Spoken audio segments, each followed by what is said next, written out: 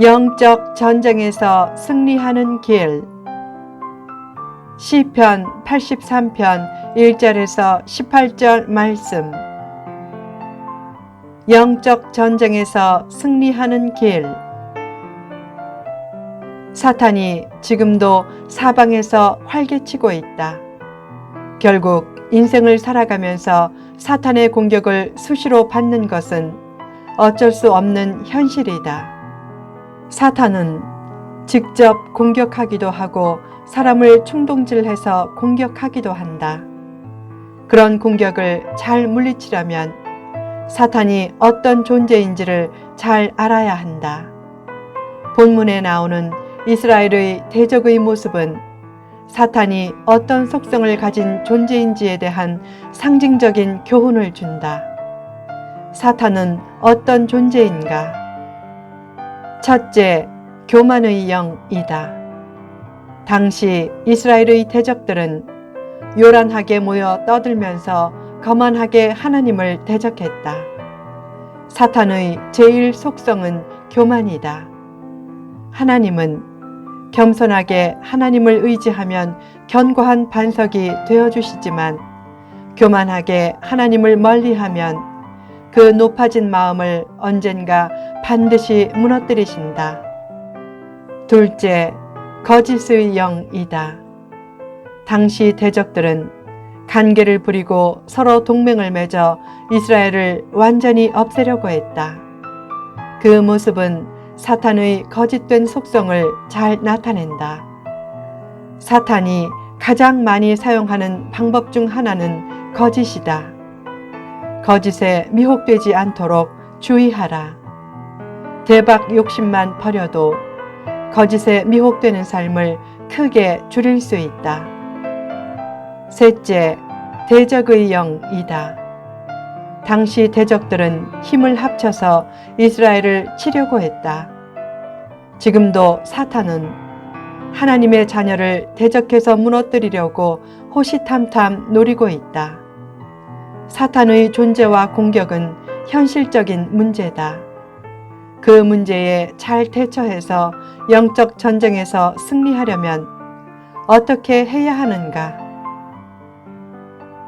1. 하나님의 도우심을 구하라. 아삽은 승리의 확신을 가지고 어두운 현실과 역사에 하나님께서 개입해 대적을 물리쳐 달라고 간구했다. 하나님은 성도의 형편을 다 알면서도 성도의 믿음의 기도를 통해 역사하기를 즐겨하신다. 어느 날 예수님이 탄 배가 큰 폭풍으로 위험에 빠지자 제자들이 주무시던 예수님을 깨우며 부르짖었다. 선생님, 우리가 죽게 된 것을 돌보지 않습니까? 그때 예수님이 일어나 바람과 바다를 꾸짖자 바람이 그치고 물결이 잔잔해졌다. 예수님이 제자들에게 말씀했다. 왜 이렇게 무서워하느냐? 그렇게 믿음이 없느냐? 시선을 환경과 문제와 약함과 단점에 고정시키면 실패한다. 인생의 풍파가 하나님이 함께하는 성도라는 배를 뒤집지 못한다. 어려울수록 더 하나님을 바라보며 하나님의 개입과 도우심을 믿고 기다리라. 때가 되면 위기가 기회로 변한다. 악인들은 고통당하거나 하나님의 심판이 눈앞에 닥쳐 있어도 그 사실을 잘 깨닫지 못한다. 반면에 성도는 고통과 심판 중에도 곧 다가올 하나님의 선한 손길을 믿는다. 하나님이 도와주시고 하늘의 빛이 임하면 어떤 상황도 능히 극복할 수 있다. 2. 사탄을 두려워하지 말라. 사사시대에 기드온과 300 용사는 미디안 대군을 괴멸시켰고 드보라와 바락도 가나안 왕 야빈과 그의 군대 장관 시스라의 군대를 엔돌에서 괴멸시켰다. 아삽은 그때처럼 대적들을 심판해달라고 기도했다. 정신을 똑바로 차리면 힘이 부족하고 인원이 적어도 대적을 이기고 큰 승리의 역사를 이룰 수 있다. 사탄은 궁극적으로 심판 대상으로서 성도를 이길 수 없다. 사탄은 자신이 큰 존재이고 문제가 큰 것이라고 착각하게 만들지만 성도는 사탄과 문제를 이길 수 있는 힘과 능력이 있다. 사탄이 어떤 존재인지를 아는 것도 중요하지만 더욱 중요한 것은 사탄을 이길 수 있는 내적인 힘을 가지는 것이다. 하나님께서 예수님을 통해 죄의 문제를 해결해 주신 것은 사탄을 이길 수 있는 힘도 주셨음을 뜻한다.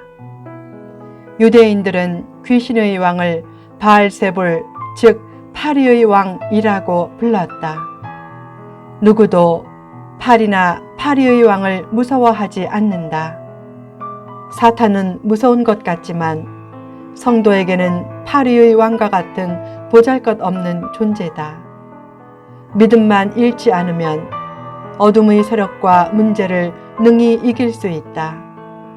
귀신은 두려움을 주는 존재가 아니라 오히려 두려워하지 않는 성도를 두려워하는 존재다.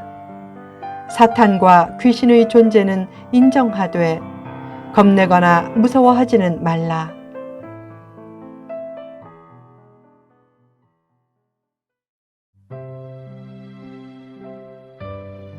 3.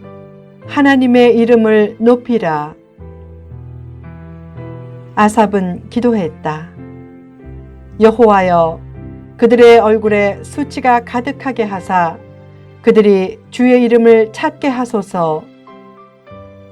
이 기도는 하나님의 심판에 나타난 놀라운 능력으로 인해서 하나님의 이름을 높이는 모습을 보게 해달라는 소원도 내포된 기도다. 또한 아삽은 하나님의 심판의 손길을 통해 여호와라 이름하신 주만 온 세계의 지존자로 알게 하소서 라고 하며 여호와 하나님께서 세상 만물의 주관자임을 알게 해달라고 기도했다. 파리를 쫓아내는 것만으로는 문제가 해결되지 않는다. 파리가 꼬이지 않는 환경을 조성하는 것이 사실상 더 중요하다.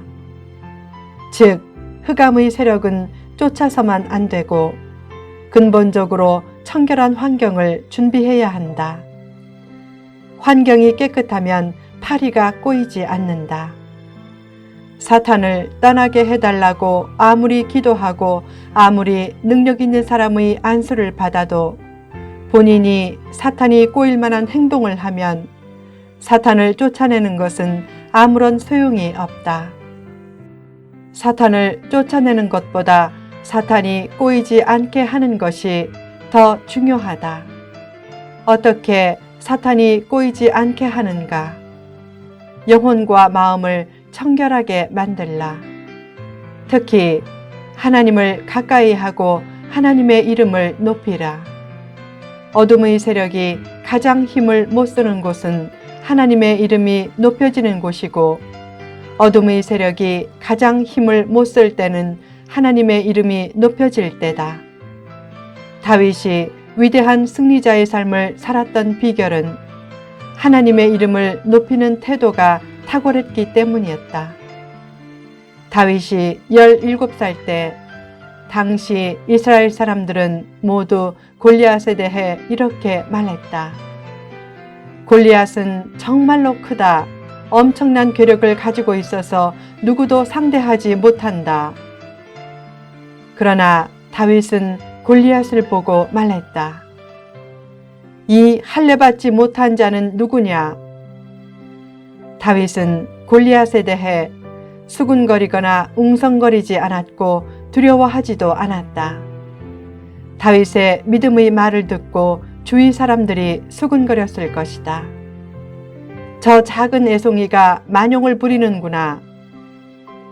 그런 조롱소리를 뒤로 하고 다윗은 골리앗에게 나아갔다. 골리앗도 조롱했다.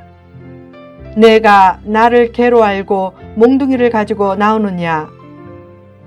그런 조롱에도 다윗은 꿈쩍하지 않았다. 다윗은 골리앗의 크기는 보지 않고 하나님의 크기를 보았다. 그리고 선포했다. 너는 창과 방패로 나오지만 나는 하나님의 이름으로 나아간다. 대적의 산이 클 수 있지만 하나님은 더욱 크시다. 대적의 산에게 선포하라. 그러면 크신 하나님께서 대적의 산을 움직여 주실 것이다. 살다가 산과 같은 장벽을 만나면 골리앗 앞에 선 다윗처럼 되라. 큰 산을 만났을 때는 기도하는 것만으로는 충분하지 않다. 그 산이 언젠가 무너질 것이라고 믿는 것만으로도 충분하지 않다. 그때는 about the mountain, 즉 산에 대해 말하는 것을 그치고 하나님의 이름으로 to the mountain, 즉 산에게 승리를 선포하라.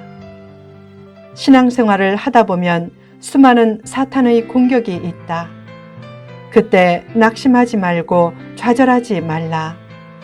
그럴수록 더욱 하나님을 찾고 교회 사랑을 실천하라. 사탄의 세력이나 거대한 장벽을 얼마든지 극복할 수 있음을 믿으라. 항상 말씀과 기도로 하나님을 가까이 하고 감사와 찬양으로 하나님의 이름을 높이며 살라. 그처럼 사탄이 꼬이지 않는 환경을 만들므로 각종 문제와 고난과 상처를 극복하고 승리를 이루어 내라.